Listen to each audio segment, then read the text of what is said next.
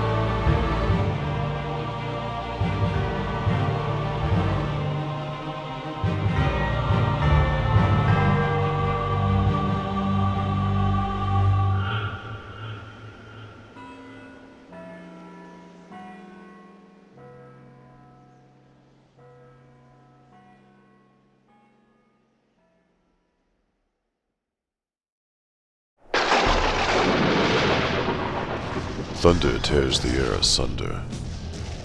Half of Europe, it seems, is afire. Nations shrink back before a Pentecostal wind. Today, the London Times brings news of the sinking of the Lusitania by the Hun. Over 1,000 innocent lives lost. While yet more newsprint carries the dreadful litany of tens of thousands of our soldiers consumed by the war. This war to end all wars. In the midst of global conflict, the cases of my friend Mr. Sherlock Holmes might appear of little importance now. Last night, however, I was roused from my bed by 3 visitors. I will not identify them for obvious reasons, although 2 of them would be widely known from king to barrow boy. Suffice to say, one gentleman holds a very senior post in His Majesty's government, the second a high rank in the army, while the third is a leading light in the clandestine and anonymous world of our Secret Service. Clad in dressing gown and slippers, I invited them into my sitting room. The military gentleman said, "Dr. Watson, we apologize for calling on you at this time of night, but you will appreciate the fact that we are here on business of a most important nature that concerns not only the security of the Empire, but the preservation of all nations." "I understand, gentlemen," I replied. "How may I help you?" The military man said, "We have 2 matters to put to you. Firstly, do you know the whereabouts of Sherlock Holmes?" I shook my head. "I understand he is traveling." "Do you know where?" Again I shook my head. "I'm afraid not." "Has Mr. Holmes contacted you?" "I received a telegram from him perhaps 3 weeks ago." "Are you able to divulge the contents of the message?" "Normally not, but as it's you, gentlemen." I cleared my throat. Holmes simply wrote, "Watson, the game is afoot." "I see." The third gentleman then spoke. "Thank you, Dr. Watson. That brings us to our second matter. We're brought with us a phonograph recording made several years ago, which my agents retrieved from a Home Office vault. We should be grateful if you would listen to this recording and identify the voices you recognize." Assembling the phonographic equipment with its horn, speaker, and wax cylinders took but a few minutes. Then the intelligence officer wound the clockwork motor before pushing a brass lever that set the audio mechanism in motion. The chimes of midnight from the church across the square died on the air as the wax cylinder yielded the sound of a man's voice to the hushed room. This, then, is what I heard. "Now, pray, are you in the mood for a little sport? Perhaps you might care to guess my name. What's that you say? Is it a name of some importance? Will history have even recorded that name? Or, as with countless billions of men and women who have swarmed upon the surface of this planet like so many maggots, will it be forever lost to the 4 winds? You require a clue? A certain amateur detective who can perform tricks with clues with all the crack-handed dexterity of a Barbary ape juggling apples, described me as the organizer of half that is evil in nearly all that is undetected in London. Evil. The man's interpretation of the word is unutterably blunt. I admit I have the ability to acquire that grubby medium called money, and to exert my will on men without the handicap of conscience. Moreover, the term evil is merely a rather cliched insult directed by the weak against the strong. And you will be patently aware that the strong are not forgotten by history. Some might accuse Rome's Julius Caesar of evil, but he will never slip from memory. The 7th month of the year is named after him. His successor, Augustus, a powerful man of scant conscience, made posthumous claim to the following month, August. Perhaps one day my name will be similarly honored in the calendar. Ah, do you have my name yet? That same aforementioned detective also bestowed upon me the title of the Napoleon of crime. A laughably inaccurate one, I should add. Napoleon ultimately lost, whereas I shall be the victor. Still, you may have guessed by now. No? Dear, oh dear. Then I'll delay no longer, because I only have precisely 1 hour to preserve this account of my singular endeavor for posterity. My name is Professor James Moriarty. Never one to fail to exploit the cream of new technology, I am recording my voice on a phonograph. These wax cylinders will preserve this verbal testament for all mankind. After all, I don't wish anyone hearing this to believe that I merely somehow stumbled upon the greatest discovery made by man through sheer luck.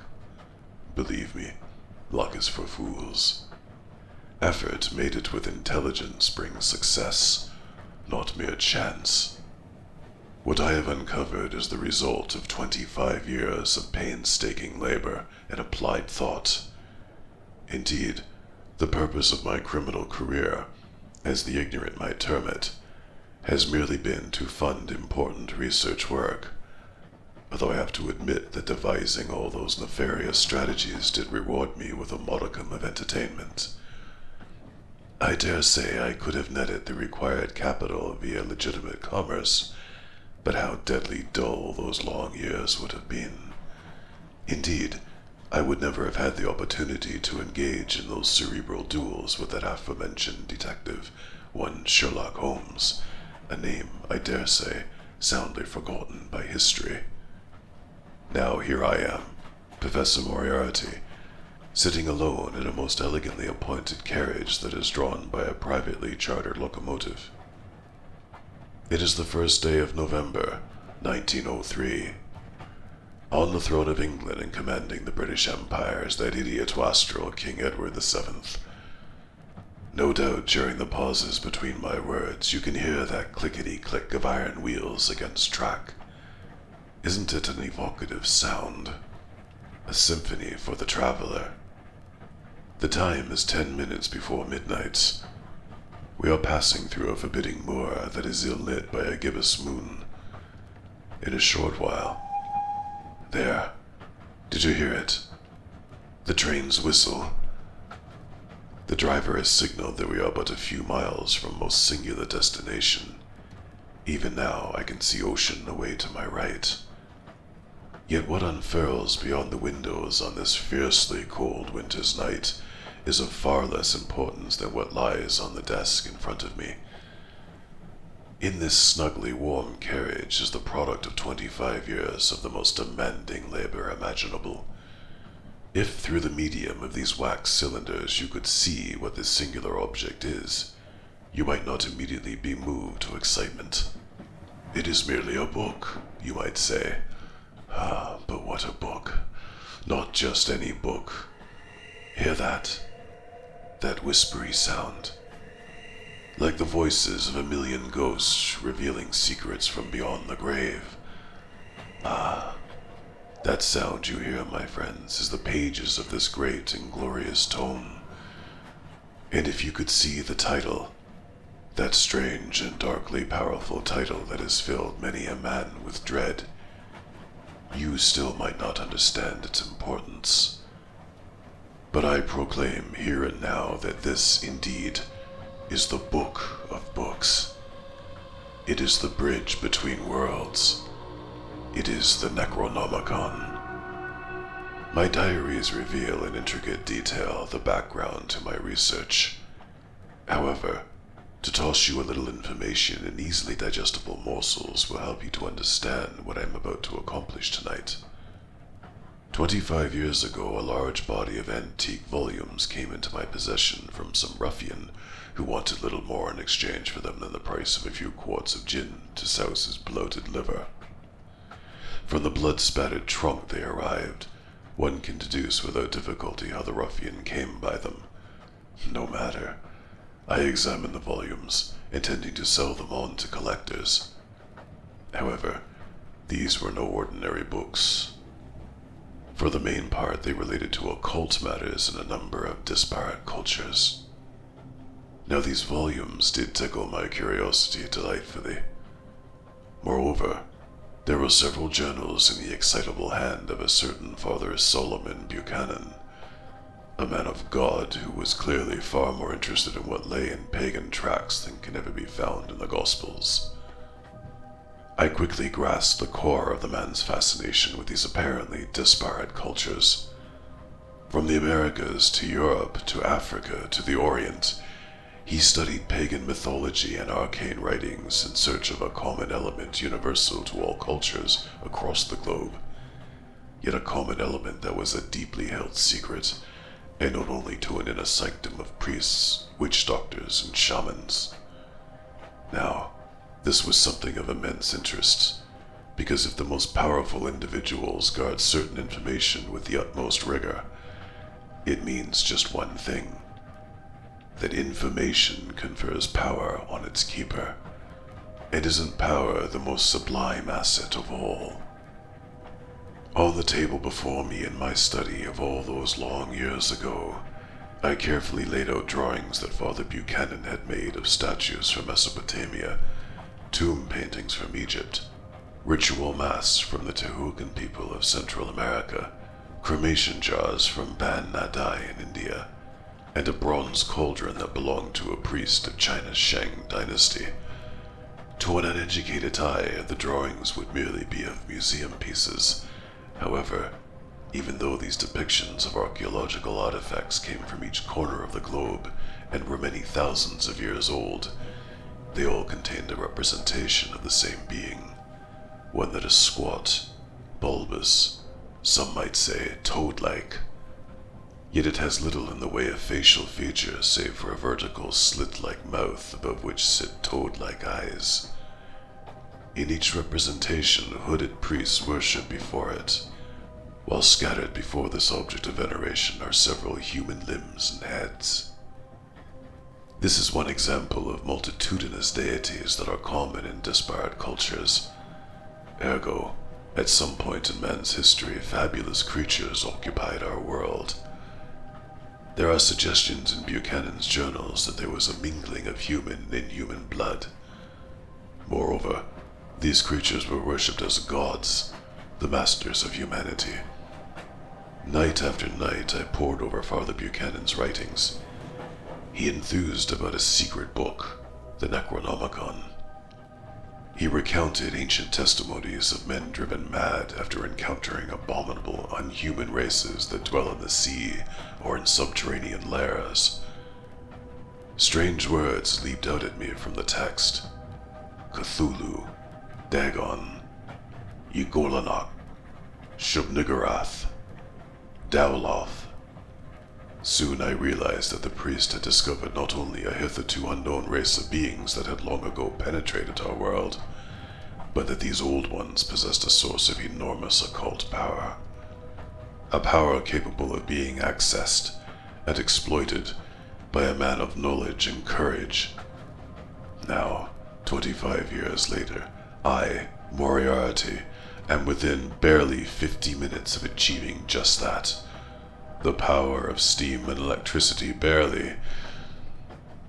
Now, this isn't right. The train is slowing. It's not scheduled to stop here. Through the windows all I see is moorland. The train is still 10 minutes from its destination.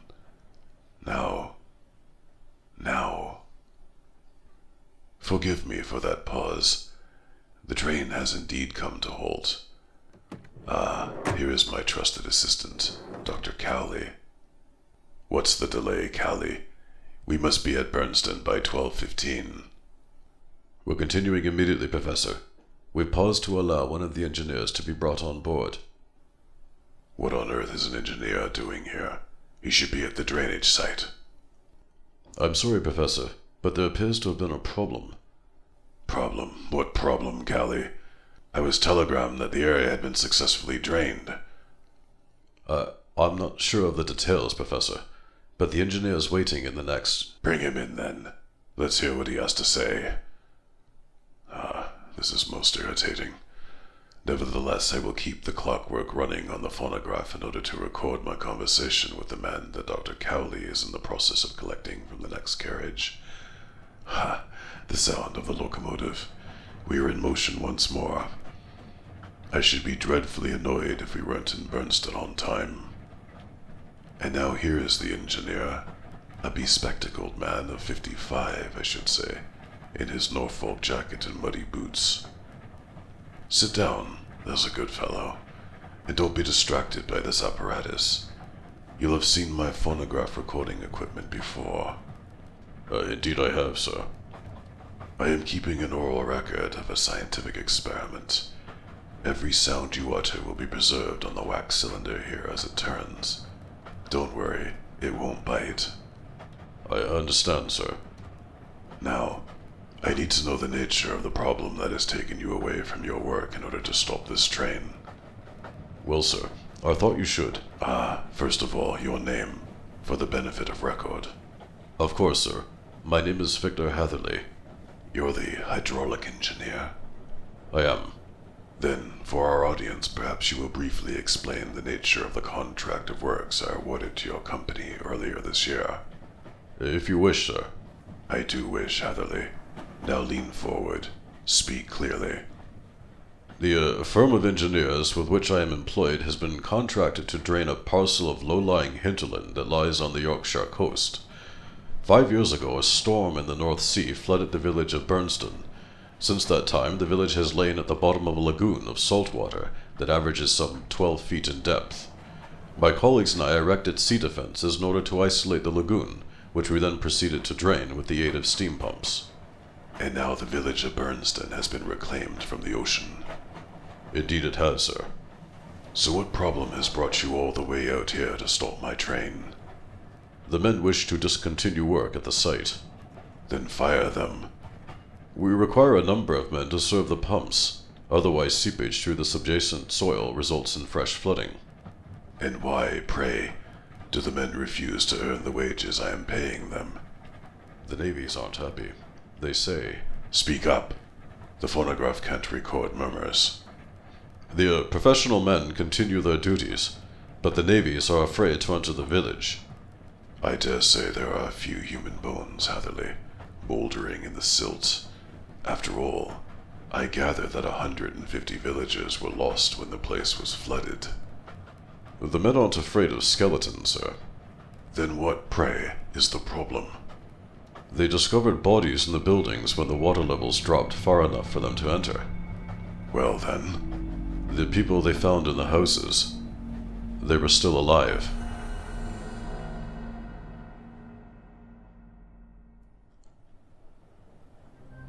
Our friend Hatherley is now drinking tea in another carriage.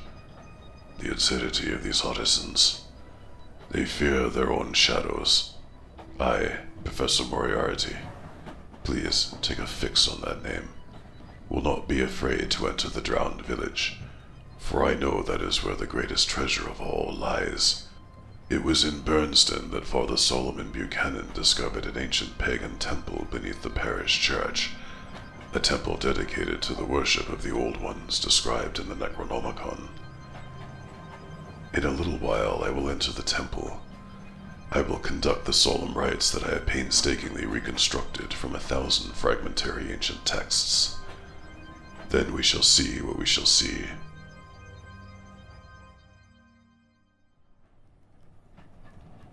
I am continuing to record my account of events on the phonographic device. I have raised the blind of the carriage as the train pulls into a rather ad hoc station built by the hydraulic engineers to serve the drainage site. The time is 14 minutes past midnight. Now, what do I see before me? Some quarter of a mile away I spy in the moonlight the rolling silver of the North Sea. Between ocean and land is a rampart of earth and rocks that has been raised by the navies to sever the lagoon from the tides. The lagoon, you will recall, was formed quite recently when the village of Bernston was engulfed during a storm. I see men tolling by the light of hurricane lamps, horses drawing carts mounted with yellow gravel to renew the roadway, sparks rising from the chimneys of steam engines that drive pumps to expel seawater from the inundated village. Of the village itself I see houses without roofs. Loathsome mud still oozes across streets in the height of the windows. There's the village inn, the Mermaid, with its sign still festooned with seaweed. And here is the church of St. Lawrence, covered with a white leprous rash of barnacles. It is in this location that Father Buchanan uncovered a pagan temple beneath the nave. Carved there on the walls are symbols that evoke the Nameless One. In a few moments I shall leave the carriage to conduct a momentous ritual within the ancient temple. With that I shall access power of unimaginable... it is Cowley again, here to interrupt my soliloquy. His face is as purple as a beet. Cowley, can you not see I am making a phonograph recording? I beg your pardon, Professor. Go on. Those individuals that the navies found in the houses. Oh yes, pixies for the pixelators, no wonder. No, Professor. These individuals are attacking the navies. Ridiculous. They are devouring the men. Away with you, man. No, Professor, sir. Can't you hear the screams? The men are being eaten alive. I've seen it myself. Their attackers are grotesque, monstrously deformed. Shh. There. Perhaps the phonograph can record those sounds. Yes, Cowley, you're not wrong. I can hear screams. Fascinating. You say that people who are deformed in some way inhabit the houses. Worse than deformed, Professor. I'm a medical man, and yet I've seen nothing like this. These individuals suffer from some condition that endows them with skin much like that of a fish. They have no eyelids, and possess vast eyes that are perfectly round. They make one nauseated if one looks upon them. How intriguing. Professor, we must leave at once. No, we will not retreat. You have your revolver? Yes. Then guard the door, man. I will observe events as they unfold from the carriage. But... Do as I order, man. Yes, sir. Now I will continue my observations. Indeed, I see any number of figures emerging from the houses. More accurately, they slither like seals from the windows, squirming on their bellies across the silt before standing upright. My workmen appear no match for the creatures. The men are being killed and devoured as I watch. And how unusual the gait of these creatures. They move in a queer, swaying way, as if unfamiliar with moving on dry land. The battle is almost over. Now perhaps 50 of the creatures are approaching the carriage. They make gestures with their limbs. To call them arms would be misleading. There is something tentacular about them. The creatures' heads are rounded, dome-like. Their eyes resemble those of cod, large and round and black. They do not blink. Yes, this moonlight is bright enough to appreciate more detail than perhaps one would wish. Initially I thought they would attack, but now they have paused some 30 paces from the carriage. They look at me. Perhaps by some clairvoyant process, they recognize my identity. Perhaps they know that I am a friend and an ally. Now they move their limbs again. I see it as a priestly gesture. And what's that? I hear voices. Hissing voices, reminiscent of the exhalation of air from a dolphin's blowhole. There, perhaps this instrument is sensitive enough to pick up the chorus of voices. An incantation. I recognize it from my translation of the Necronomicon. This indeed is a fabulous sight. Unique. An epoch-making event. This should... Tut, another interruption. You're the engineer, Hatherley. Yes, sir. I came to warn that... Sit down there, man, and silence, please. Can't you see what I'm doing? To continue. Now, a brilliant flash of light. The creatures are evoking that alien power. My God. My good God, this will be at my disposal too. Am I also to become the destroyer of worlds? But I am quite dazzled by the light. And strange, I don't hear the sound of the locomotive, but we seem to be in motion. There. I've managed to draw shut the carriage's window blind, but I am still quite dazzled by that burst of incandescence. Most peculiar. The train is moving, yet impossibly it feels as if we're descending, at an incredible rate of speed, too. Those denizens of Bernstein must have cast some ineffable exotic and occult influence upon the vehicle. Dr. Callie. Yes, Professor. Don't sound so frightened, man. With my presence here, you cannot be harmed. But we're falling. What have they... Hush now. Compose yourself. I'm sorry, sir. Now go to the window. Look out without disturbing the blind more than you can help it. Describe what you see outside. Outside, sir? Yes, man, and quickly. I do it myself, but the flash of light has left me dazzled. There. Are you at the window yet, Dr. Cowley? Yes, sir. Peep through the gap in the blind as you would spy through a keyhole. On no account open it. I understand. Mr. Hatherley, remain in that seat. Do not attempt to look out the window. On no account touch the blinds. I understand, sir. Excellent. Now, Dr. Cowley, describe exactly what you see. Professor, oh my dear God, we're falling. We're falling! Describe exactly what you witness. The phonograph must record every single word. We're falling into what appears to be a pit, yet I can see stars embedded in its walls. Entire constellations of fabulous complexity. Beneath us are strange lights and patterns, geometric shapes, weird shapes. I find it disturbing to gaze upon them. Wait, I see now. It's as if the train has drawn up to the very edge of a cliff of enormous height. I'm looking down upon lakes and canals and cities and oceans. We're plunging toward a city that contains a huge purple mountain in its center. The crash will smash us all to pieces. It won't, Cowley. We're slowing. We will gently alight in the citadel. Now, describe. I see fabulous things. Fabulous, but frightening, as if these visions are induced by an opiate. Describe what you see. Delineate.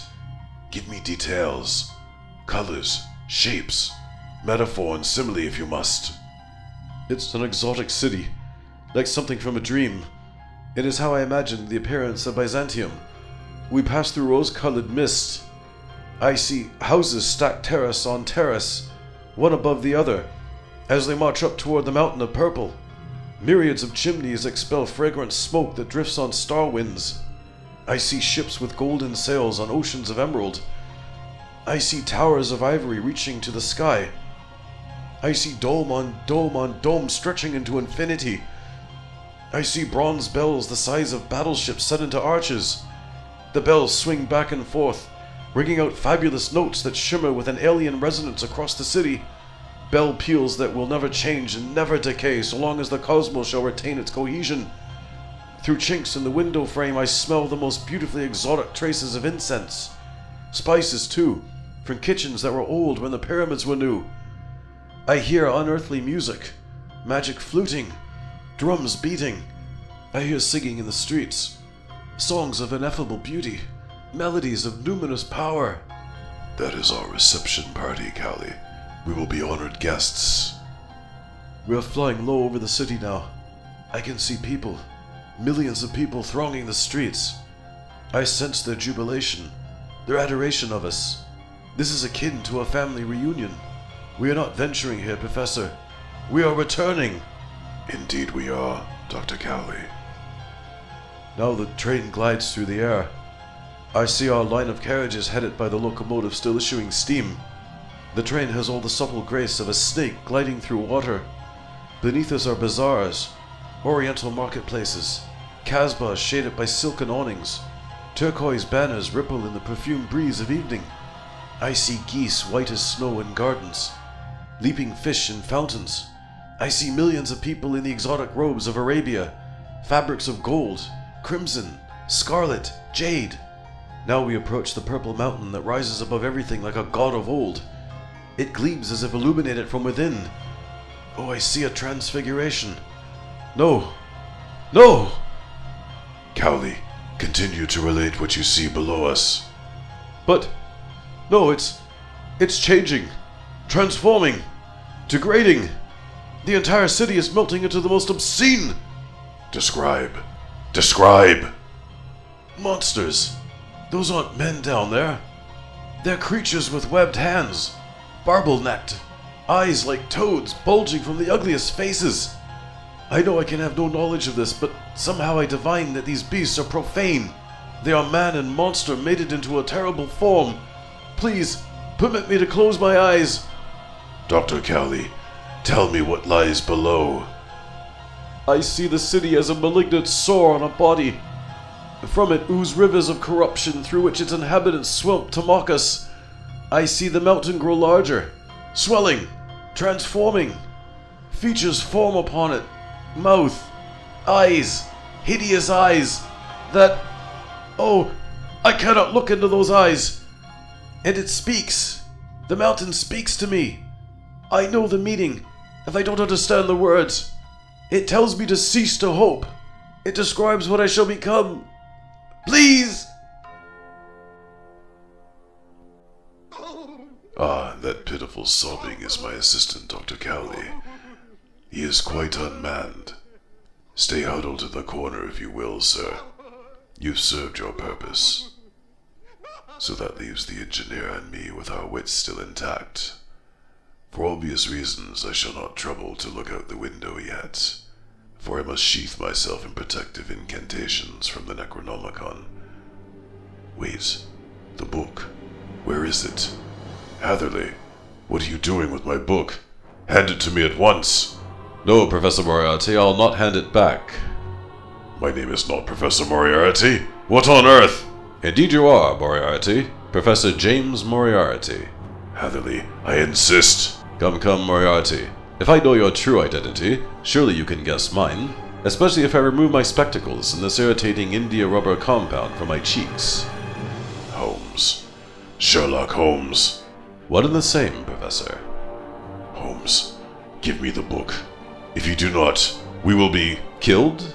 Surely we wait a fate far worse than that. Ask your assistant. Holmes, you must let me have the book before it's too late. This book, the Necronomicon, with all its fearsome and blasphemous content? No, this belongs with its true owner. Holmes, no! Moriarty, I trust your phonograph etched those sounds upon its cylinder. There's no mistaking the melody of breaking of glass, although I dare say I cannot record the sound of the book falling down onto a landscape as alien as that one. You're a fool, Holmes. Now, do you hear that? Hear those screams? I hear screams of frustration and disappointment. Somehow, Moriarty, I have contrived to upset your plans, and the plans of whatever monstrosity slithers across that profane world beneath us. You don't know what you've done. No, not exactly. I believe what we have nearly encountered is beyond human ken. But that, if I'm not mistaken, is the sound of the train's whistle. And now that you hear is quite clearly the sound of our carriage wheels running on a more earthly track. Unless I'm very much mistaken, the train is back on that rather chilly Yorkshire moor. Holmes, damn you. And you will gather that the train is running backward, away from Burnstone. Ah, and don't trouble yourself upon your assistant's pistol. I shall retrieve that. There. I know it's rude to point at people, especially with firearms, but I think it's safer for every one of us if you are prevented from meddling with matters that lie beyond the bounds of human understanding. You really think you've won, Holmes? Is that pure arrogance or unalloyed conceit? Perhaps you should define the word victory, Professor Moriarty. Then compare that definition to the desired outcome of the players of this singular game of... Moriarty, don't be a fool!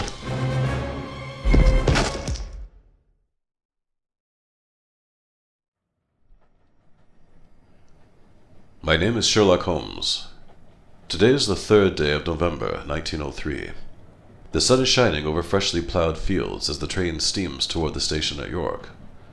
With a few moments of my journey remaining before I disembark to make my report to a senior representative of His Majesty's government, I have decided to speak my own postscript into this ingenious mechanical device, which will then be consigned to a secret Home Office vault.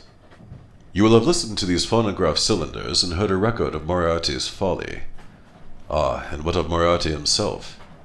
He chose to exit the train through the broken carriage window, the very same break that resulted when I tossed that damnable book from the train to whatever monstrosity lay below. One could have assumed that the scoundrel would have broken his neck in the fall, but units of the King's Own Yorkshire Rifles have searched that section of track without success. I can only deduce that Moriarty has managed to slip away once more into that nefarious underworld that conceals him so well. Other units of the regiment are engaged, even as I speak, in eradicating every trace of those part-human horrors that dwelled in the submerged village. Therefore, the soldiers are instructed to dynamite the seawall and return cursed Bernstein to the ocean. And what of Dr. Cowley? All self-hope and peace of mind were forever extinguished in his soul upon looking on those nameless creatures. He took his own life with chloroform. You will appreciate the fact that I did nothing to obstruct his final act. My friend Watson, who so admirably records my cases, has not been privy to this one for what are, to your ears, obvious reasons. Therefore, I have not been able to employ his delightfully teasing methods of introducing evidence, or his entertaining manner of recording my discussion of pertinent clues, their meaning and subsequent deduction. Hence, at best, here is a rather more prosaic bundle of sentences in lieu of a full and frank explanation of the case's origins. In all cases, this case has been long and arduous, and my methods have been somewhat darker than the norm. Moreover, they are not for popular consumption. In short, my former dabbling with cocaine in combination with exotic fungi from the Americas opened the doors of perception far wider than I could have believed possible. These narcotic visions of nameless ones encountered beyond tideless, otherworldly seas set me on the trail of arcane writings. Suffice to say, Moriarty isn't the only obsessive personality to possess a copy of the Necronomicon. Moreover, he wasn't the only one to draw upon its occult power. It was necessary for me to access its recondite properties to return the locomotive from its nightmare destination, and to bring this disturbing case to a satisfactory conclusion. Ah, the needle has all but reached the end of the cylinder. Now all that remains is for the owner of the voice you hear now, one Sherlock Holmes, to bid you, dear listener, across whatever gulf of time separates us, a most sincere adieu.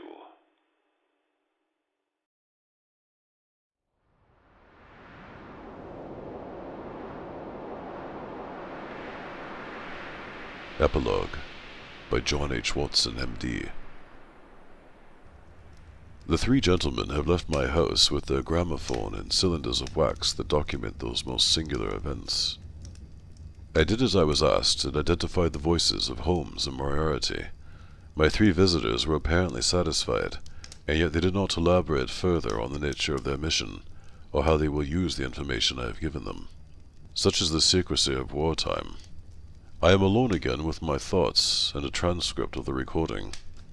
Clearly, if Moriarty had succeeded in harnessing the power that can be accessed via the profane volume, the Necronomicon, then this would elevate him above the title of Napoleon of crime. Moriarty would have become a veritable Satan. He would be capable of destroying any individual or any nation that opposed him. However, my old friend Sherlock Holmes outwitted the man. Moreover, Holmes rid the world of a book that was so potently evil. As I cast my mind back more than a dozen years to that time when Moriarty was poised to literally raise hell, I recall a Sherlock Holmes at his most preoccupied and his darkest. Far be it from me to make deductions, but I dare guess that it was this case that troubled him so. Now I confess those troubles have visited upon me. Perhaps I should have been more candid with my visitors, considering their elevated stations, but some instinct caused me to hold my tongue. It is true that Holmes did telegram me with that single sentence that made my heart leap with excitement. "Watson, the game is afoot." But only the day after the message arrived he made a telephone call to this very house. The connection was a bad one. The earpiece hissed and stuttered. I couldn't make my old friend Holmes hear me. All he could do was try to fight against the storm of noise by repeating over and over. Watson, I have found Moriarty. He has the book again. He has the Necronomicon.